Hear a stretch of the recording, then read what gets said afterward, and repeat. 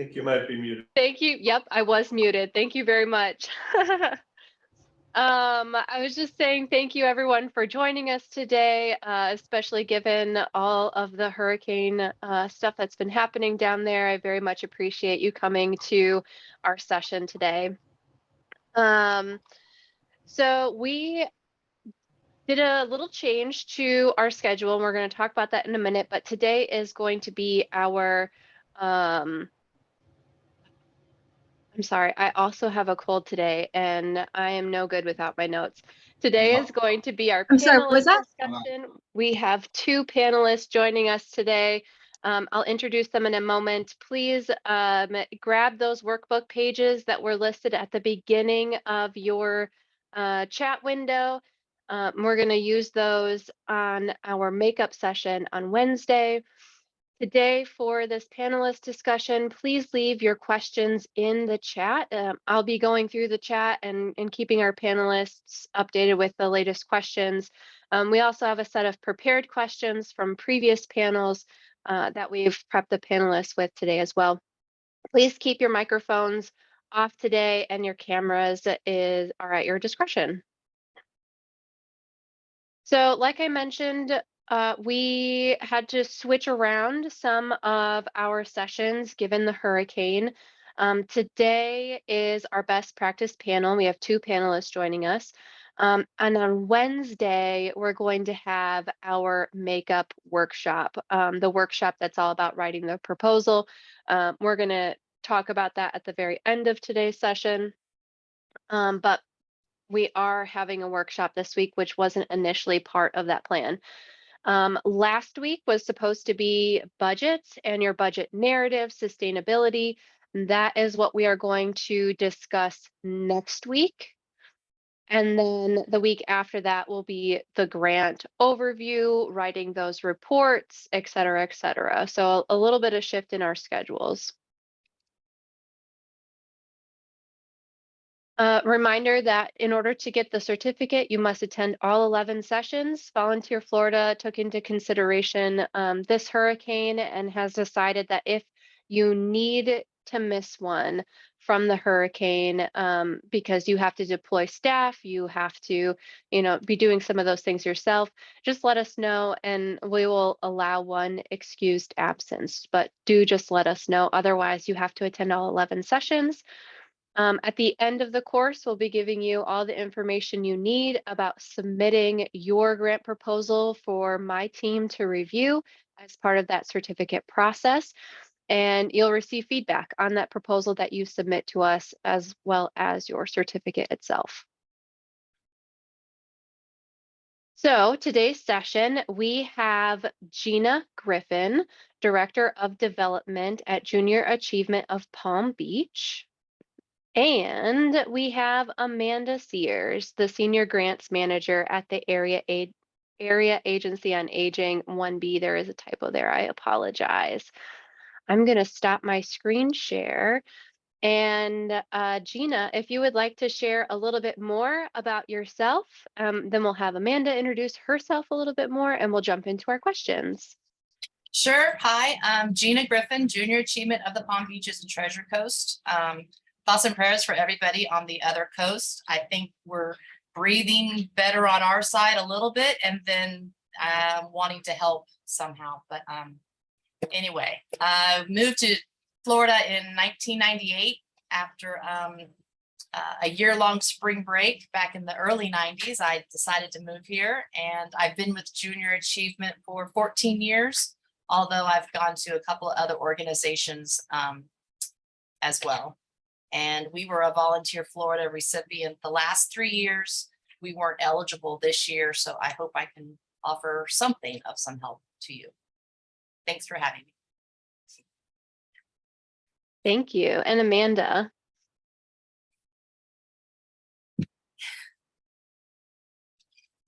Amanda, will you introduce yourself a little bit more? Give a little background. Did you freeze? I think she's frozen. So we'll just jump in with you, Gina.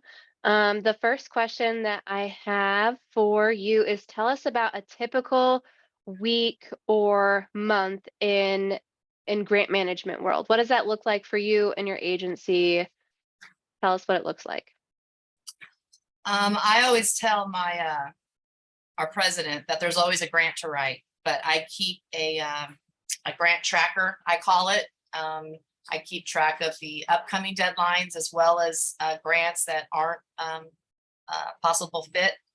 And I report weekly on the upcoming deadlines that I have. I don't work well with a deadline that's due tomorrow working on a grant. You know, funders always tell you they like to get their proposals in ahead of time. I don't know about you, but if the deadline's right now, my brain kind of shut off. So I usually have several grants in the process at the same time.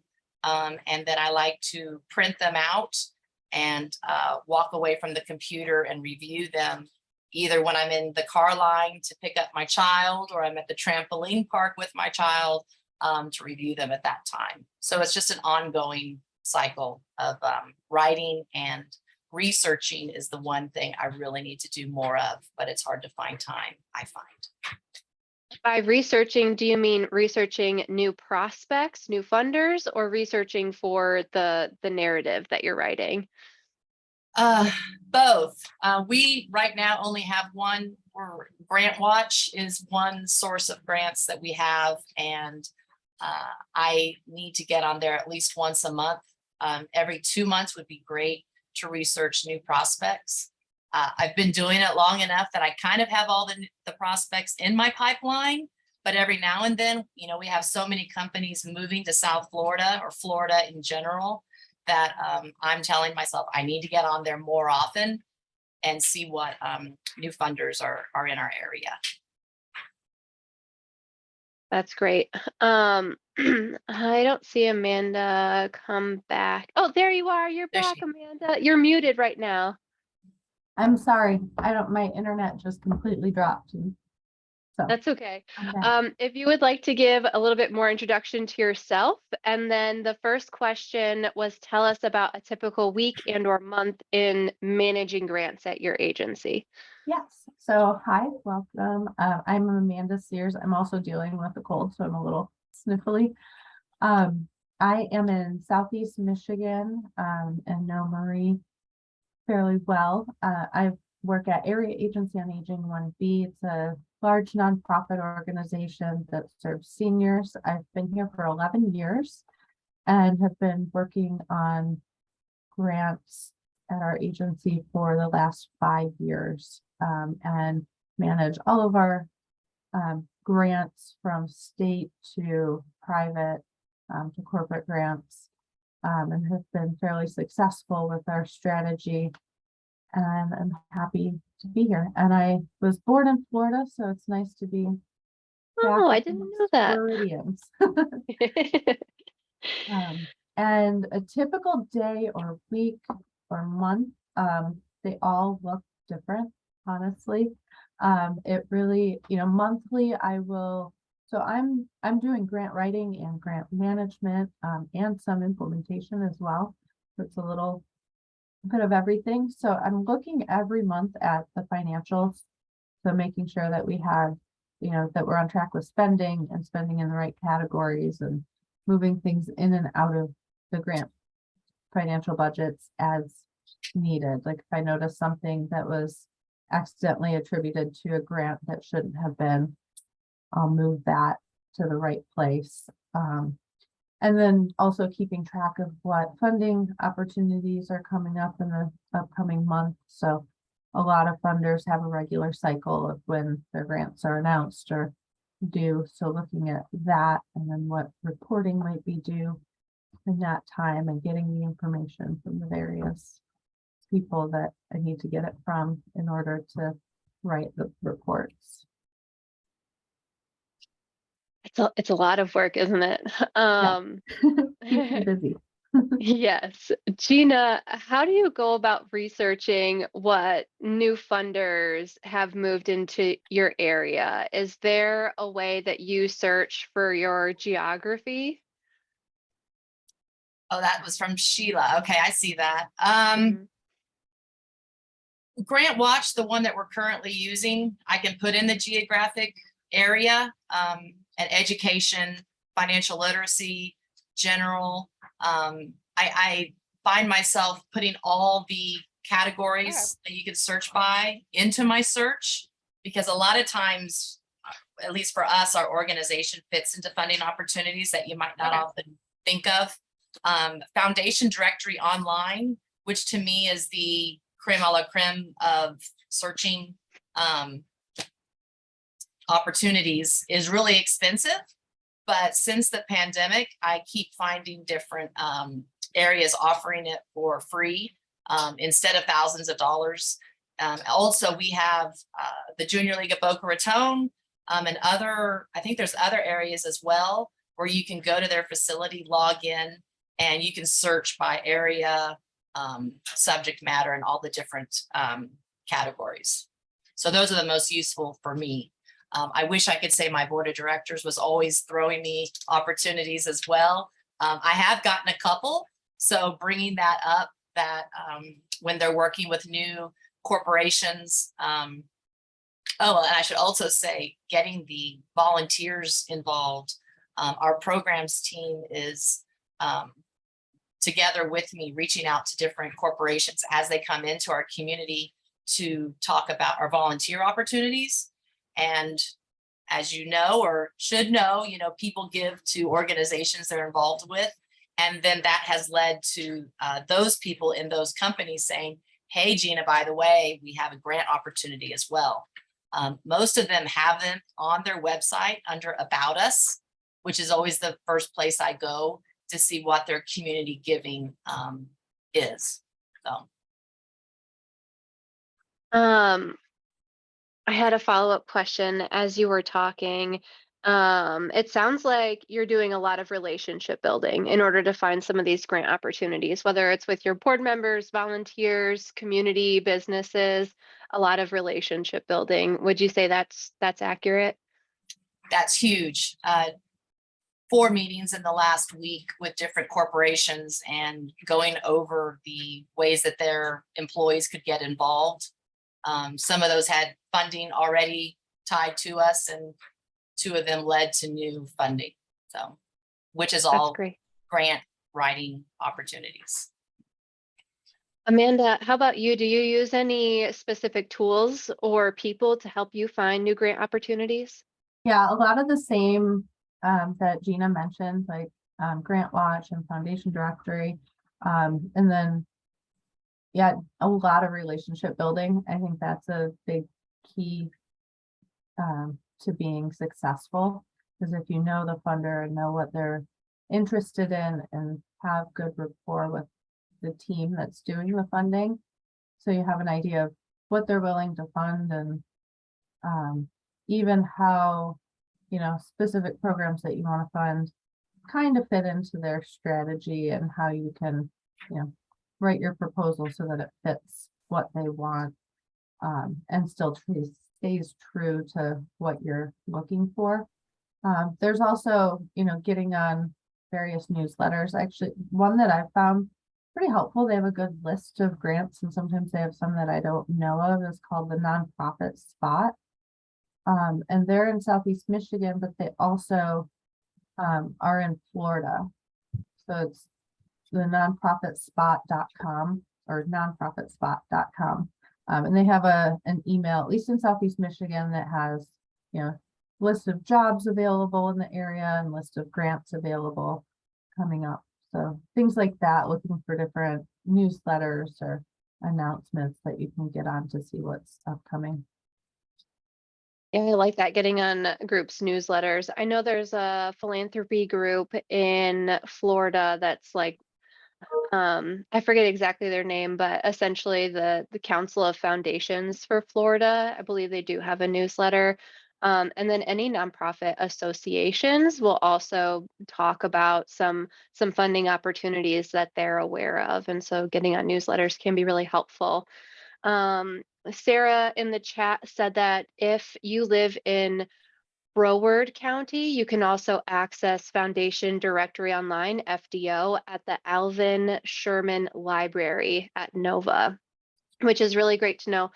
Also, I think I mentioned this before, but definitely worth mentioning again.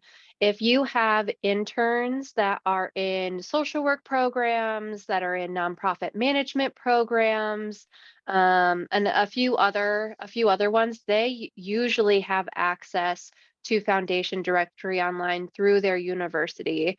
And so definitely worth checking out or tapping your interns as a resource to use that at no additional cost. Um,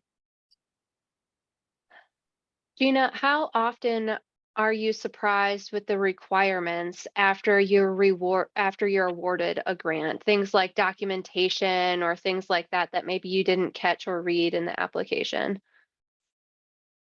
Oh, not often, although, up until recently, we were limited. We couldn't have more than 10% government funding, and that has just been increased. But, I'm still pushing back on the, federal, state grants because of the requirements, but, Volunteer Florida has been I mean, I love working with Volunteer Florida and, hope to get that grant again in the future because they were so good to work with. And you knew what was expected. Something I do with our programs team is before the year starts, we work through our program goals and our measurements. And I promise them that I'm not going to write a grant that's not based on what we've already agreed upon we're going to do.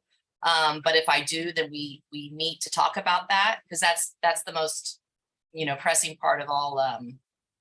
Sorry, I had a call coming in.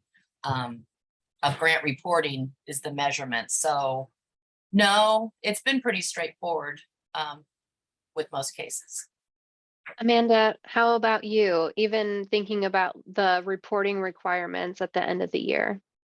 Yeah, I think a lot of it is, making sure you do your research up front to see what the requirements might be. And that's another case where the relationship building comes in because you can see what you can ask the program officers what reporting looks like. And there was recently a grant that I was looking at and it was up to $25,000, but it was a ton of reporting and it just made it not feasible really to go for it for what we needed.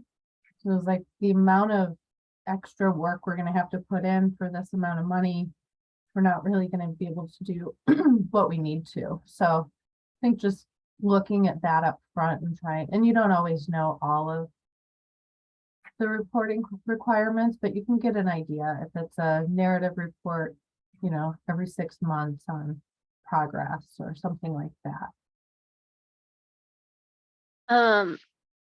Amanda, how much time would you estimate you spend cultivating these relationships with other funders?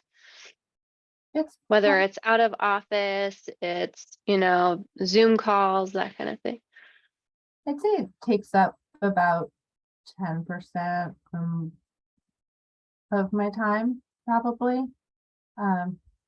if not more. It's hard to say. I haven't actually quantified it before, but I would say at least that, having regular, check-ins with some of the program officers or, staff at the foundations, and even asking questions after we get the funding, making sure I'm clear on reporting requirements. We get a lot of state grants, so I'm in a lot of contact to make sure that I'm filling out all of the reports the correct way. There's a lot of nuances to our systems that we use for that. How about you, Gina? About how much time do you feel like you are doing outreach or coordination with some of these other funders? Building relationship. Not enough. It feels like, and then when I do make time to get out, doing face-to-face, I'm stressing myself out because I really, my tunnel vision, which was always a problem, I thought is actually a good thing because when I'm in grant mode, I'm very focused on what I'm doing. So it's hard for me to kind of step away from it and get out there. So I try to make myself do that, but I have really come to rely on the programs team and the rest of the team because they're out there in the community a lot, representing us. And that's been really key to our growth because our team now, responds to emails, responds to phone calls, and those are all potential, everyone you're talking to is a potential donor. And we've just gotten a really good team that's making those relationships as well. So even if I'm not knowing them personally, I'm pretty confident they're having a good conversation relationship with the rest of our team. And so our reputation is really, I have found, helping a lot in the last couple of years.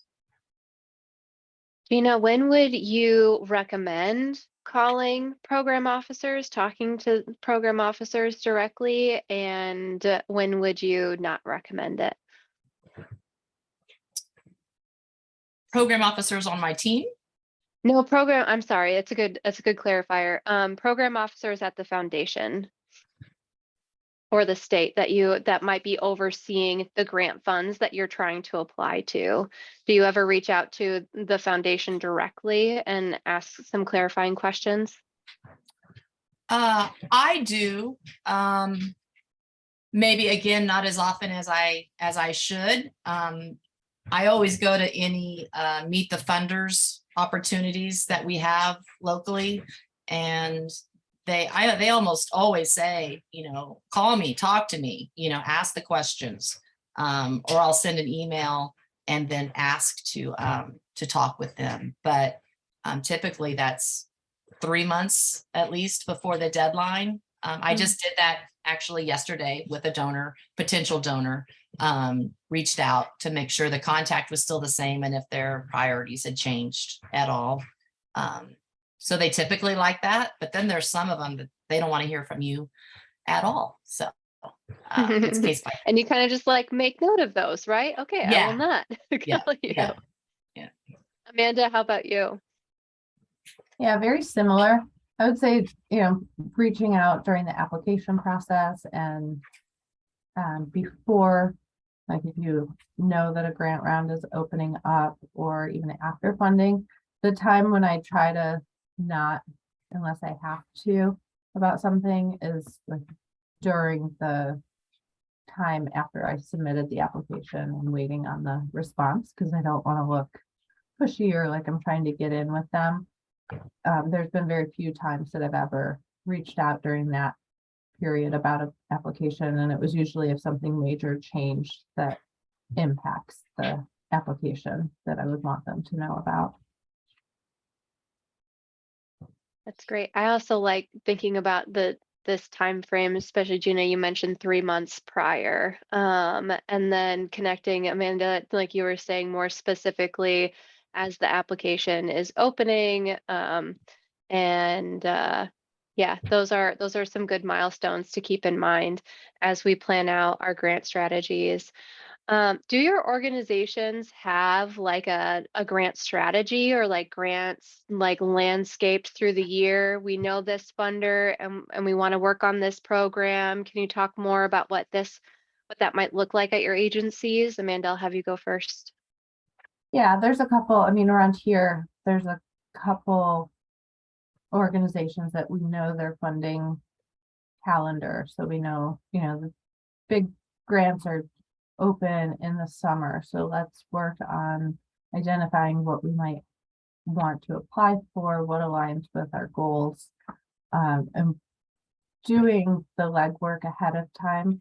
I never like to go into a proposal unprepared, because I think it reflects in the application itself if you're not prepared. So looking at where we want to be, what we want to do, doing research that shows the need and how we're going to achieve what we want to, and trying to put a lot of that together and think about it even before the application becomes available, so that then once the application's open, we can really focus on writing a winning proposal, and working at the beginning of each fiscal year, like to look at what do we want to achieve, what are things that maybe outside of the box that we want to fund that might not be on our radar, looking at and things like that to try to map it out and then find opportunities based on that. Great. Gina, how about you? My brain is kind of drawing a blank on this one because I wish we did or could do more of that. Our organization has gone from serving 20,000 kids a year after year, to over 71,000 students Wow. last year. And working with our programs team, which they're superstars and they're serving all these kids. I'm sorry, my cat is saying hello. Sorry, Tammy Corona. Planning ahead, making sure that if we're going to go from a 20,000 student goal to 70,000, I have to reflect that in a budget and put that story together so that it makes sense. If we hit 150,000 kids, not hit, but if we serve 150,000 kids this year, how do I, tell that story based on the budget that we presented for this year, which was to serve 70,000 kids. So I guess it's called growing pains. And it's great, but so we're working through that. So as far as planning out, I started something new this year, whereas I typically created a budget for every program at the beginning of the year. I've put that into one spreadsheet. And so I keep track of where all the individual donors, where I'm asking for their support, where we've gotten the support and where we've gotten the declines, so that the programs team's more aware of where the funding is going and where we're short on funding. If that was helpful at all, I'm not sure. Yeah. And you mentioned earlier too that you check with your grant or your program team about their goals and objectives. How far ahead of a grant or the year do you like let that carry you through the year? Tell me more about that. I did, it's not perfect. I had a deadline of last March, so I wrote a proposal based on our goals for next year, and they changed by a few thousand kids. They shifted. So the sooner I can get that goal, the better. And again, with our large jump of a goal of 40 to 70, those numbers changed. So it has to be done. Our year runs June to July. Ideally, if it's done by April, then or before would be even better, but because obviously grants are being written in December and March of the prior year to kick off our July 1st fiscal year. So it's a work in process, and things have changed. And with this particular grant, I reached out to the donor and explained, that we served even more students, but we shifted where that impact was made. So like most donors, I think communication is key. Most of them just want to have a good explanation of any changes. And most have been very, they work with us with that. And do you write multiple grants for one of those single programs so that at least one of them will potentially get funded or multiple will get funded? Or do you, program A, I'm just going to write to funder A about this? Yeah. How do you approach that, Gina? For me, multiple potential donors with each program. How about you, Amanda? Yeah, typically multiple. Also being careful, like if we do get funded with all of these, how will that work together? So trying to, piece it together in that way, that we're not, being double funded for something, but it usually ends up working out. In the end, I haven't really run into that problem before. About how many grants does your organization manage or take in within a fiscal year? Amanda, I'll let you go first. All right. It depends. Lately it's been anywhere from 10 to 20, which has been, I'll just say it's almost been chaotic because I'm managing all of them. So we decided to shift strategy and go after less of the smaller grants that have, if it's a $5,000 grant for general operating support that doesn't have a lot of reporting, we'll go for that. But the bigger ones that have a lot of work, just trying to pare it down to where it's more manageable and see what we need and what we can make work. Gotcha. How about you, Gina? Well, that made me open up my grant tracker, and like I said, I'm almost as happy to hear about a funder not being a potential funder, so I can get it off my radar. And then when someone says, well, why isn't Bill Gates giving us $1 million? I go to that folder and I'm like, well, that's because da da da da da. But so I feel like I need to be doing more, because I have 130, it's probably 120 corporate grants and grants that I submit, but those aren't all awarded. I sometimes persistently ask the same funder over and over again, and that has worked. I had one just give me a check for 10,000, say, Gina, you're so persistent here. I wish that happened all the time. It doesn't, but I do ask a lot, and sometimes I get a lot smaller grant than I had asked for, some corporate giving, but I still see that as a win, because I think they're kind of testing me to see like how our organization, what we do with that money and how we thank them and what we, show for it. And then I hope they eventually lead to bigger gifts. But we do get a lot of smaller grants, and I think they all add up. So I'm happy with any amount. Great. And as I asked the question, the number of grants you receive, what would you estimate being the percentage of your budget? Right. So like there's all these smaller grants, but there's bigger grants. Do you have an idea of how much of your budget is being funded by grants particularly? I'm calculating. We're budgeted for about 53%, but it'll be more like 64 to 65% of grants and foundations. But we have one donor, an individual, and she has been a large donor to our organization, and she was considered a grant foundation, but it was one person, and she made the impact as an individual. So it's kind of misleading. Yeah, that's great. How about you, Amanda?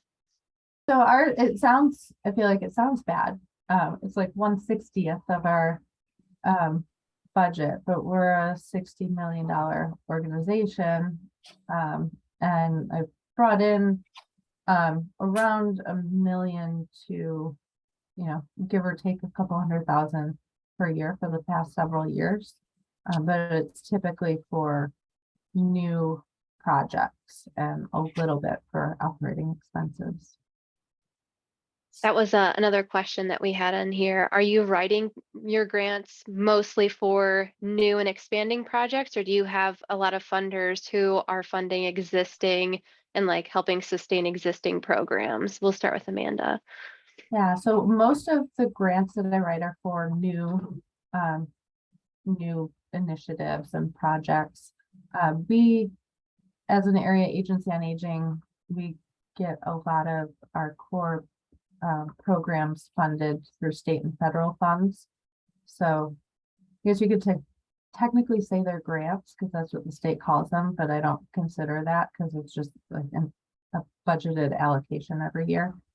So we're really looking at grants for, expanding existing programs and creating new ones. Gina, how about you? Wait, what was the question again? Do you tend to write more grants for new programs, expanding programs or to sustain your programs? Most of them are for current programs.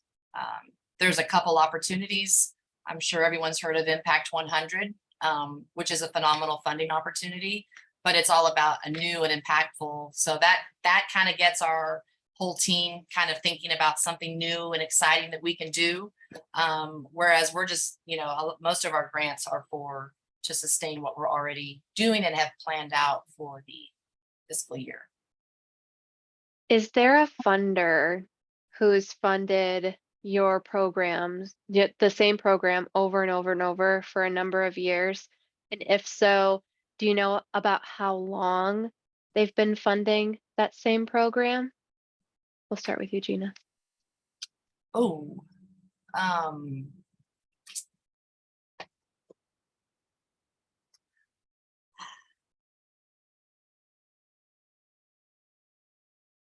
not sure how to, with us, we serve kindergarten through 12th grade students. So I'm trying to think of examples of like a corporate donor that's like, I mean, unless their funding priorities changed, we keep asking for the same, programs to be funded. I have had a recent funder I've heard through the grapevine is stopping funding of something that they had funded for multiple years. But so we'll come up with something new and exciting when that time comes to apply again. But like Amanda here at United Home Care, many of our grant programs are federal, state, recurring programs that are funded.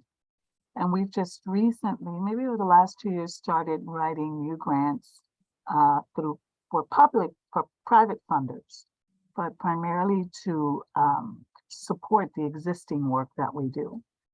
So this year, for example, we wrote a grant to enhance our volunteer services.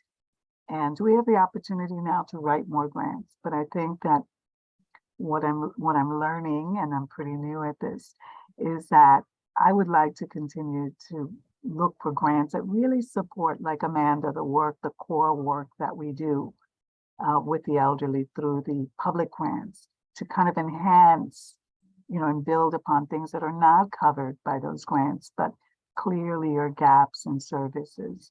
So I see that direction more so. Anyway, just thought I'd share that. Yeah, thank you. Let's talk a little bit more about, well, actually, there was a few questions. We're talking about all these grant pieces. We're talking about all these relationships with funders. We're talking about prospecting and keeping on top of deadlines. Gina, you mentioned a grant tracker. What do you use to track all this information and stay on top of all of the details that come with grant management? everyone promise you're not going to make fun of me because I use Excel. So I do. And I've been building on my tracker for 20 years now, and it works for me. Our database is BCRM, and I know they have, I potentially could track my stuff through there, but I have an Excel spreadsheet, and it's kind of my baby. So You got to use what works for you. Amanda, how about you? Do you use any tools to manage all this? Well, I feel a lot better now because I also use Excel. I've found that it works really well. I can, just keep adding new tabs each year and easily have, a couple tabs for the current year for prospecting, and have everything from past years right there for me. You can do a lot. I've used Flux Grant Seeker in the past, which was okay. It was fairly new when I was using it, and then I found Excel was easier, and I could build the dashboards that I want quicker and easier and more, So it's more adaptable. So, yeah. And we've been using Teams at our agency, so I have it saved on our shared team, so everybody can, who needs to, is able to see it at any time, which makes it nice too. Nice. I've talked about to the group about ClickUp before. It's a project management tool. They have free versions and really low cost versions. I like using Excel as my history for a lot of the same reasons both Gina and Amanda said, because you can make your own dashboard. You can click back in previous years and see what exactly was declined or accepted, awarded. I asked for 10,000, they gave me 5,000, those types of details. But as far as staying on top of upcoming deadlines, I can make reoccurring reminders for funders that I have to report to regularly or they have funding regularly. Those automatic reminders for myself are really helpful. One of our clients really wanted to use Google Calendar and Google Tasks to manage all of that stuff. So really flexed my team's brain, but we got it working the way that our client was hoping that it would work. So really use the tools that work best for you. And like someone said in the chat, if it's not broken, don't fix it. All right, so budgets. Our group has not talked about budgets yet. Usually we do that before we have you lovely panelists here. But we do have some questions on budget. So first, talk us through how you develop a budget for your program, and we'll start with Amanda. I typically look at, what the project is or the program and map out the work plan and what the project, entails. And really doing the work plan helps me identify what the staff and other details that are needed to accomplish what we're looking to do, which then I can use to plug into the budget categories.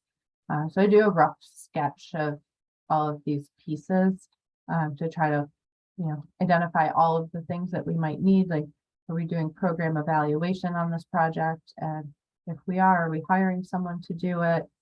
And what, staff support do we need? And then I go to the project director to review it with them. Like, am I missing something or did I overestimate on anything? And then once we get a final draft, I usually go to our CFO to ask for their input on it. That's one of the processes is they have to approve the budget for any grants we're applying for or new programs. But it also, they have a good idea of like how it fits with our agency budget and are we allocating the right amount of staff time or indirect costs to it? Gina, how about you? You go, Amanda. I'm probably a little too elementary in my ways, but again, it's setting the program goal. Once that's set, I take our budget, which is based on hitting those numbers. I got to stop using hitting, sorry. And then I break it down based on the program impact number. So really it's for each program, it's based on a percentage of students served. And our main two line items are salaries and program curriculum. And so I include all the other line items as well. So every budget's pretty similar. And if they're all added up, they equal our total organizational budget. That's great. So you do include operational costs in your grant applications and the budgets that you submit. And your funders are typically willing to support the staff salaries and, all the other costs that come with a facility and running this program. I mean, if they're not, then I guess we don't get their funding, but I try to paint the picture. I love budgets. I always start every every proposal with the budget. I'm working on now for our program that's going to serve 4,200 kids. And that has 4 staff salaries included. I think it's like $65,000. But I show on the budget that the 4 different, actually, yeah, 4 different program staff that are being covered.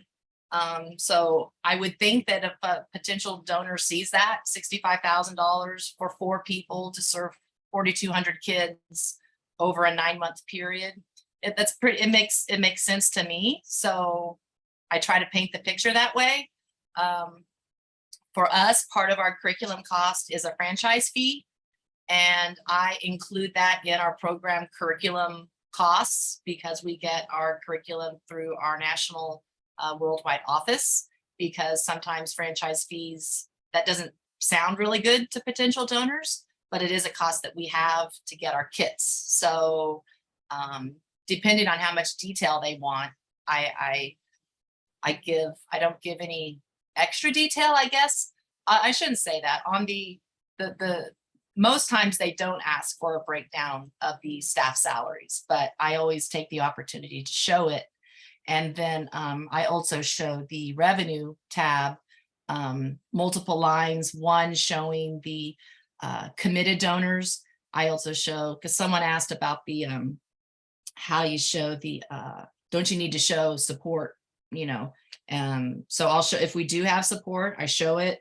If I have prospect donors that I've asked, I show that under prospects, and then I have a, you know, additional funding needed also. And then where they, I add a column, you know, this is the use of your funds, and it's on the far right. And then I always show it under, sometimes under the program staff salaries, but typically I show it as going to go towards our program curriculum, which is where most donors want to provide their support. Great. How about you, Amanda? Yeah, it really just depends on the funder. There's some funders who won't, you know, support indirect costs or, but if they do, then I include that whenever possible. And then if they don't, there's usually a little bit more detail in the budget. So I'll put in a little bit of time for, you know, the different people that have to support the grant, or, you know, rent, or those kinds of things that would be in the, you know, 8 or 10% that we'd include for operating costs. So typically I've found that if a funder won't fund operating costs, they will pay for the little bit of extra salary or expenses that go along with it. But it's hard to know whether or not they will. So that's where kind of talking to them and asking them during the application process can help as well. Yeah. I found very similar to what both of you have said, that, you know, it really depends on the funder, what they're willing to do and not willing to do, how much detail you want to go into or not go into. Some funders just really want you to do the program, and they won't ask to see. I like, Gina, that you were saying that you had this column that's, this is where your money is going. And I know a lot of funders that I've written to ask for something like that. They want to know what their money's going to, but I love the funders who are just like, tell us the cost of your program, the other revenue streams that you have coming in, and what you need from us. And having those broader applications are always really nice. Someone asked, wouldn't you need to show how the program would be funded from various streams so that your current funder ask is well informed? So especially, this was back when we were talking about applying to multiple funders at the same time for the same project. So wondering how you would record that on the budget, if you're asking multiple funders to fund the program. Gina, we'll start with you. Well, that's the question I was kind of referring to, where I Mm. show the other donors that I'm asking. We just started serving Indian River County 2 years ago during the pandemic. And so we're just now serving that area. We're just now asking funders in that area. So we don't have that history, don't have those specific donors. So I've got 3 proposals right now, you know, kind of in the works, are being considered, I should say. And so I've shown each of them that the other ones are also being considered, because funders, a lot of them talk. So hopefully it's a good conversation, and maybe they can all come together and fund that that program, that project that we're working on. How about you, Amanda? Yeah, very similar. You know, usually in the budget have, you know, here's what we need from you. Here's what we have secured. Here's the, you know, prospective applications or funders that are out there. And that just keeps it clear. And like Gina said, a lot of them are talking to each other. So they might say, okay, you fund this part and I'll fund this part, and it kind of pieces it together like that. Hi, it's Brittany. Can you all hear me? Yeah. Yes. Okay, I was the one who asked that question. But let's say you don't have funding for a program yet, and you're looking for funding, but let's say the funder doesn't want to fund you because you can't show sustainability, or you can't show that you're able to get the funding. So, and they usually don't like to sign on to those kind of projects. So what do you do when you're asking multiple funders to fund your program? Then you're telling multiple funders that you're asking for funding for your program. Honestly, I don't see the Miami Foundation talking to the Ocean Reef Community Foundation. Is it possible? Maybe, but that's why I'm asking. And I know it's a kind of a complex question, and it probably involves a discussion around strategy. So maybe it's more of a strategy question. But they do want numbers, and I'm going to be quiet now. Thank you. Thank you, Brittany. And it also sounds like really it's a sustainability problem, right? You don't have any funding. They aren't assured you're going to be able to continue the program, after they have given you the funding. So they're nervous about investing in you because they think that, I mean, one of the fears they may have is that if they invest in you, you're going to use up their money, you're going to do some good, but then it's going to stop. And most funders want to see there to be some sort of return on investment, some continuation, and it depends on the funder. Sometimes they understand it's a one-time ask and that's all that it is.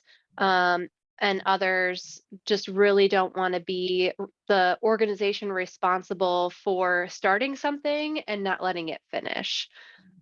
Gina or Amanda, do either of you have anything else to add? Yeah, Gina.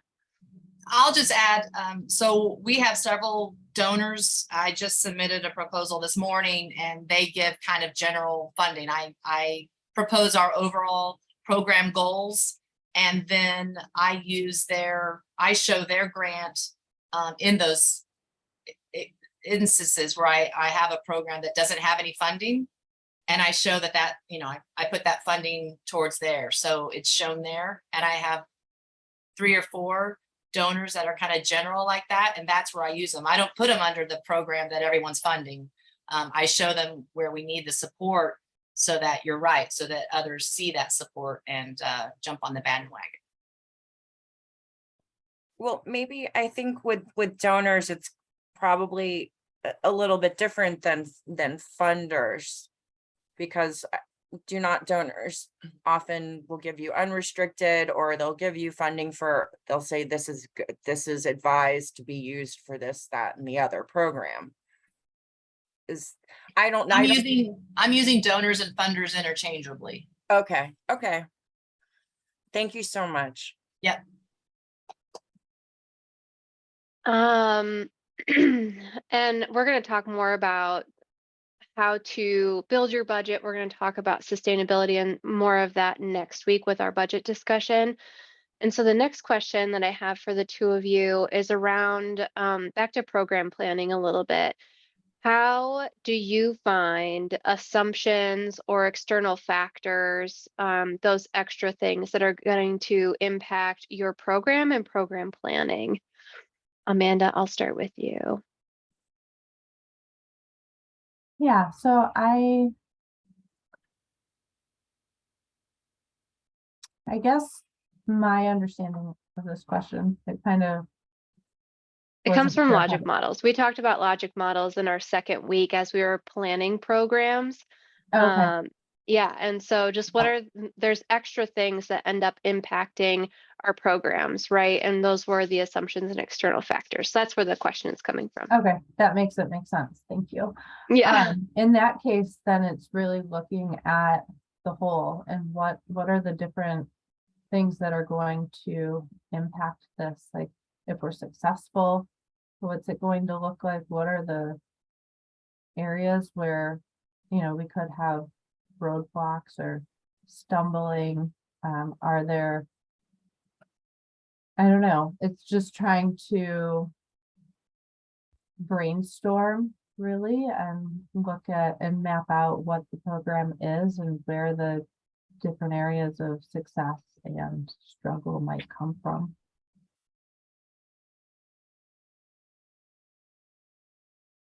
Do we get one pass? Because I'd like to pass that one. Yeah. Good job, Amanda. I can't even put together that, so. And I think you've both mentioned the number of other staff people that you're talking to as you do your grant writing and grant development. Gina, you talk to your program staff about, their goals and objectives, but also they're probably telling you this is some barriers we're running into that we need to work around, and that kind of thing. And Amanda, you also listed off a host of people that you have to talk to and check in, whether it's policy or just like this makes a stronger application. And I think that's really important to pull in as many people as makes sense for the proposal that you're writing.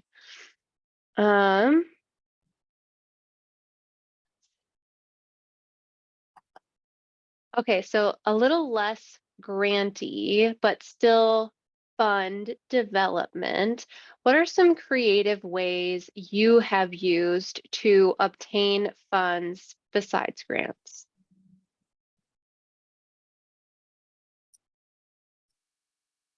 Does the kissing booth I ran last year count? Because it didn't raise Definitely talk about the kissing booth, yes. any money. So No, not during COVID. No, it's not a post-COVID hit. yeah, I guess my timing was off on that. But, I mean, as an organization, we cut down our special events. We have two special events now. One golf tournament and one kind of networking fun event. Other ways we have, we're fortunate to have some national partnerships. UPS, if you go to a UPS store right now, they're collecting donations for us. That doesn't happen that often, but that's kind of a cool opportunity that we're working with. We all get lots of emails, and being able to decide which one's a legitimate, potential partnership and which one's trying to sell you something. Making sure that one or two people are looking at those, because we've had a couple come in that were good, but I don't know what else to tell you on that. Amanda, do you have any creative ways to obtain funding besides grants? Yeah, events with corporate sponsorships and raffles and silent auctions. I've done crowdsourcing, like GoFundMe or that kind of thing when an urgent need comes up. But I can't think of anything like totally outside of the box that I've done. Yeah, I really like corporate sponsors, corporate donors, funders. There's lots of ways to get corporations to consider working with everybody's organizations, right? So from formal partnerships and like brand partnerships to working with who was I just talking to? So Toyota has a nonprofit group, part of their entity. And I can't, it's like the TSS or something along those lines. Amanda, do you know what they're called? Have you worked with them? I haven't. I know what you're talking about, but I don't know what they're called, and they focus on Yeah. transportation, right? Yeah. So anyways, long story short, there is a handful of very big organizations who are looking to do something local in their communities, whether it's volunteer time, giving dollars, sponsorships, advertisements are really popular. I work a lot with senior centers and those who have transportation services or Meals on Wheels services. They'll put advertisements on those products as a way to help support the program. So you're not running the hamster wheel that is grants as much. Someone in the chat said Giving Tuesday, end of year, Civic Club Foundation or donations. I was reading the other day that actually the last just couple weeks of the year is where the most giving happens. And so something like Giving Tuesday can be impactful, but it's just so saturated. People are really looking at that last couple of weeks and last few days of the year to give their donations to an agency to count for any tax deductions they may have. So that's definitely something to think about. A couple other things I just thought of as you're talking is like Amazon Smile. Mm-hmm. Well, is a passive way to get people to donate. You can ask them to sign up to support your charity. And different like grocery stores, like I can't remember if y'all have Kroger or if it's a different version of it down in Publix. right, yes. Or even like Whole Foods, if you use your own bags, they donate something and they'll pick like, do you want to donate to this organization or get your 5 cents back? And so looking at places that do that sort of thing and finding out how you can get on their list to be the recipient. I found the Toyota group that I was talking about, TSSC. I just put it in the chat. This particular group does a lot with operations and transportation, but they do some other stuff too. So those are always just, yeah, corporations, banks, small businesses, so many opportunities there to do some partnerships. You just have to think through it a little bit more. Yeah, Gina. I guess just to add on that, I reach out to all our local Rotary clubs and Kiwanis clubs Mm-hmm. for speaking opportunities. It seems like they're always looking for someone to come chat them up while they eat their lunch. So I've had actually I have had some donors come out of that. So it's just a matter of going to their website and finding out who is in charge of their speaking engagements. Mm-hmm. Rita says in the chat that she's waiting patiently to go viral on social media to monetize. Rita, you just share those socials in this chat. There'll be a couple hundred people following you. All right, let's wrap this up. Thank you so much, ladies, for coming. If you could give one parting grant writing or grant management tip, what would you want your parting tip to be?